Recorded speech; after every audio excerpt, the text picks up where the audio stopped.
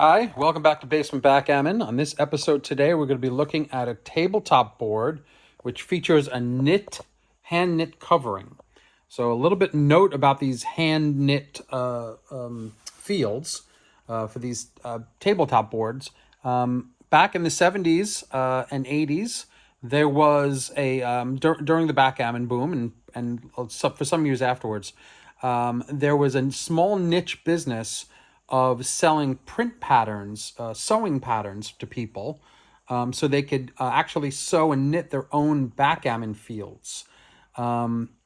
This was a very common thing actually to have these sewing patterns for various other things, and you would sew them and you would frame them. In fact, my grandmother made a wonderful unicorn from a tapestry. I think it's the Bayou tapestry that I have hanging in my son's room. But this is a similar idea, except that it's a backgammon field, and someone put it into a frame. Now, I don't know whether the frame came with the knit pattern for the field, and it came as one long piece, and you could just one large kit, and you can make your own backgammon board, or if somebody took this and then put it into a frame. But in any case, this is a handmade. And this is not made by a factory of any sort. This was done in one of these kits, and you can see that this was hand sewn according to a pattern.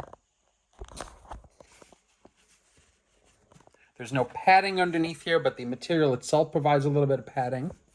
It's got this pretty flower pattern on a blue field with red and white points. And other than some damage over here, and other than the fact that it really needs a cleaning, it's held up pretty well considering it's probably 50 plus years old.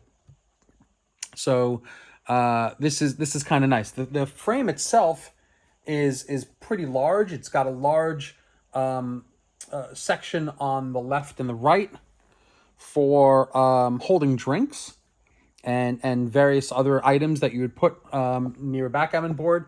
And these large, wide sides are actually pretty typical of the 1970s, where backgammon was very, very social, and it was considered something you do. You would drink and play backgammon, so they made space on the sides, extra wide space to hold drink cups. There's all sorts of crackling here in the paint to indicate age. A little bit of a scratch. There's some character. There's some scratches here. And you can see where drinks have been put down and picked up over time. Now, when I bought this, it only came with the board and the field. Nothing else came with it. Everything else you see, all these checkers and that sort of thing, is actually a new purchase that I bought from somebody online not that long ago. I got a pretty good deal.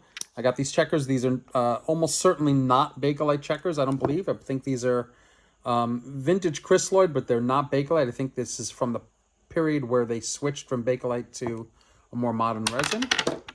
And they're a very pleasing cranberry and white. And it goes very well on this board. These are slightly less than 1 3/4 inch. These are probably 1.7 in that range. They're rounded very nicely as per Chrysaloid, and they happen to fit really well on this board. So I thought this would go well for this demonstration. You can see this checker, it's almost like it was made for it. Very little slop on the board. And the colors even match. So again, these did not come with this board. The purchase also came with this beautiful Bakelite cube in multiple colors. This is really nice. This is a 1-inch cube. So let's take a quick look. The points, as you can see, are not very long for the size of checkers that belongs on this. And when you put 5 on, you actually cover the point altogether, which is okay because there's quite a bit of space in the middle. Let's put some white checkers down here. And you can see that you get about 12.5 across. Let's see what this looks like.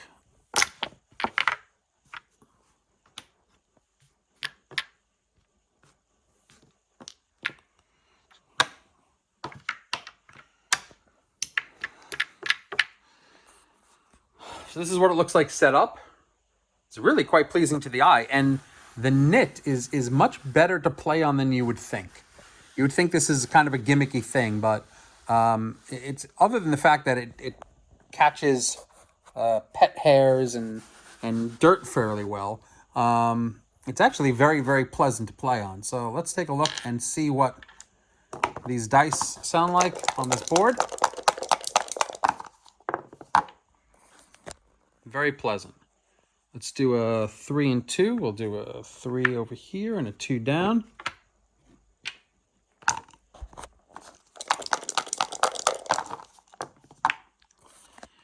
Two and a 1. Let's see.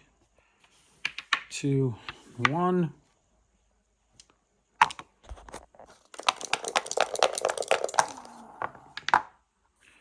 And a 6 and a 4. Okay, so whose turn is it? White's turn, 6 and a 4.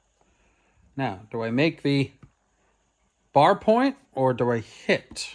I think I'm going to hit. The bar is just about wide enough for the checker, so that's pretty cool. It's got a nice substantial bar. This is a good quality wood, so it's a good quality frame, and I am assuming this is going to be in my collection for quite a while. I like the idea of this board just being something that would be sitting on a table in maybe your grandmother's house, and she would say, yeah, I made this board, and give it to her grandkids and that sort of thing. And instead, it ended up on eBay and ended up in my house. So anyway, I hope you like this. If you're on the lookout for boards like this, just make sure that you check on the size of the board, size of the field. This one happened to fit 1 3/4 inch checkers, but there's plenty out there that are smaller, and sometimes it's hard to see from the pictures what size checkers they would fit. And whether or not they come with checkers, you just need to make sure you know the size of the field. If you know the size of the field from this point to this point, the width of the quadrant, you can figure out what size of checkers belongs on it. Happy hunting, and please like and subscribe if you want to see more content. Thanks.